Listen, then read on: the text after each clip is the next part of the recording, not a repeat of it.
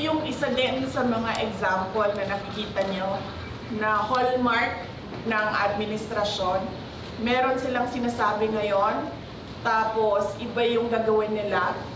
And parang sinasabi nilang, parang doon sa part na nagsinungaling sila, ay hindi nila, parang hindi nila ina-acknowledge na nagsisinungaling sila.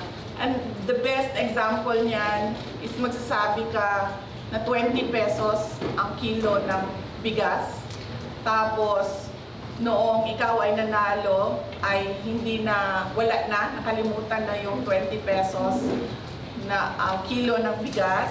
Tapos, meron ka half-hearted effort para lang sabihin na na-comply mo yung sinabi mo at promise mo, ay gagawa ka ng 20 pesos na kilo na bigas na lahat ng tao nagsasabi hindi pwede kainin, hindi good for human consumption, at hindi siya available sa lahat ng mga tao. Pilit pa yung pwedeng mag-access ng unfit for human consumption na 20 pesos na kilo na bigas. So yan yung example.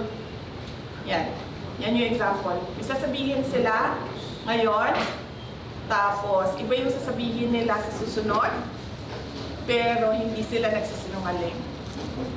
Ang tawag dyan ay, hindi ko alam ang tawag dyan, sinungaling. Ang tawag dyan ay budol! Ano? Mas magandang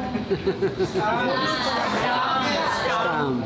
Yung ano, ang scam kasi parang stupid yan, no? Pero yung social, anong social na ano po?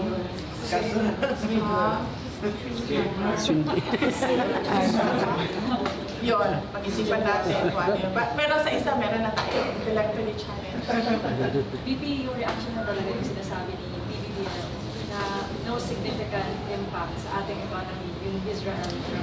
Well, we're not surprised. We have leaders who are intellectually challenged at the moment.